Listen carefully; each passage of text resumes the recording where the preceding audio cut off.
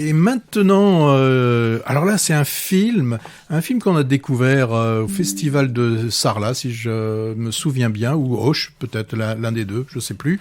C'était à Auch. C'était à Auch. Alors un film qu'on n'attendait pas, Oui. très très particulier. On avait eu la chance aussi de voir l'acteur principal.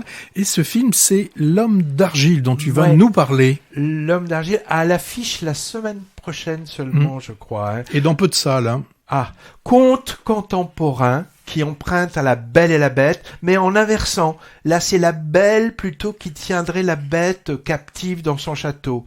Ce film évoque aussi nettement la mythologie du golem et pourquoi pas aussi l'histoire d'Esmeralda et de Quasimodo du père Hugo. Raphaël, ouvrier d'entretien célibataire un peu en marge, vivant avec sa maman et ayant une liaison particulière avec la factrice du coin, je l'avais oublié. Ça, oui, c'est le factotum, c'est comme ça qu'on dit, hein, d'une grande demeure bourgeoise, une sorte de manoir à la campagne. Garance, c'est la propriétaire parisienne, artiste, rarement là. Elle débarque un soir à l'improviste, un peu déboussolée. Ça, c'est le début. Et après, il se passe de choses intéressantes qui méritent le coup d'œil. Là encore, comme dans Dream Scenario dont j'ai parlé tout à l'heure, un film difficile à classer, c'est ce qui fait son charme, embrassant plusieurs genres et plusieurs thèmes. Embrasant aussi. Bon.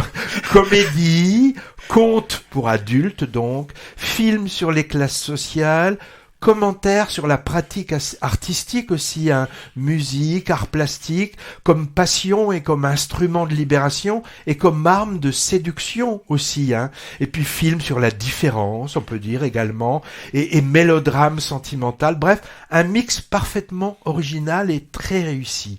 Et il y a en plus une satire du monde de l'art contemporain. Ça, c'est toujours plaisant, même si c'est facile. Mais satire gentille, quand même. Hein. C'est facile, mais il y a de sacrées idées, là. Oui, avec cette Chastelaine plasticienne qui fait un peu n'importe quoi, mais quand même, avec conviction et sincérité. Et son entourage snob aussi est allumé. Alors, il est allumé dans les deux sens. Hein. Ils sont un peu à l'ouest, mais le film se moque d'eux également. Hein. Alors, au casting, Emmanuelle DeVos, c'est la châtelaine un peu perchée, actrice très présente sur les écrans en ce moment, pour le meilleur, en tragédienne dans Un silence, drame dont on a déjà causé et qui est encore à l'affiche, et elle est aussi capable du pire, hein, la comédie Noël joyeux, vite passée à la trappe et dont on a évité de parler. Autre premier rôle, Raphaël Thierry, alors remarquable, acteur au physique atypique, déjà aperçu avant dans de petits rôles, très investi dans plusieurs domaines. J'ai vu ça dans sa bio, artiste plasticien, écrivain, il fait de la scène aussi, il est musicien. Oui, il joue la cornemuse. C'est ça, il a composé la musique du film et joue vraiment de la cornemuse comme son personnage dans le film. Alors il interprète ici un genre de Quasimodo impressionnant et touchant.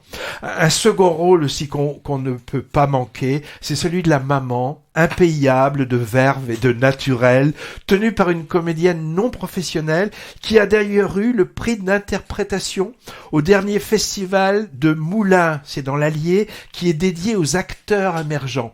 Alors, à sa grande surprise, m'ont dit des gens qui ont assisté au palmarès, hein, elle avait l'air un peu perdue de recevoir ce prix. Son nom, c'est Mireille Petitot, dont la réalisatrice nous a confié qu'elle n'en faisait qu'à sa tête. Elle ne suivait pas les dialogues écrits, elle improvisait à sa guise, et comme ça fonctionnait parfaitement, on l'a laissé faire, et le résultat est épatant. Hein. Plus aussi, donc, l'actrice factrice, pas piqué des vers dans quelques scènes crues assez étonnantes. L'Homme d'Argile est un bel objet inclassable, signé d'une réalisatrice et scénariste de 35 ans qui s'appelle Anaïs Talen, dont c'est le premier long métrage, très maîtrisé pour un début et qui a fait le tour de plein de festivals déjà. Une remarque, Patrick, c'est une fille de... De qui? C'est pas très reluisant.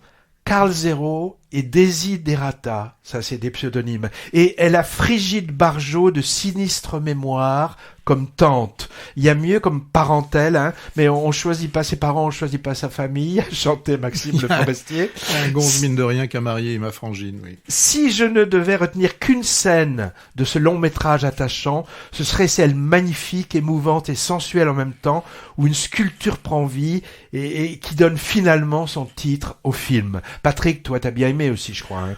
Oui, je pense que tu as tout dit, et tu l'as bien dit, sur ce film qu'on a découvert, et c'est vrai que c'est un film assez étonnant et qui est inclassable, et c'est certainement ce qui fait justement son charme, le fait d'être inclassable. Le film, c'est donc l'homme d'argile qui sort... le 31, le 24. oui, qui sort bientôt, voilà.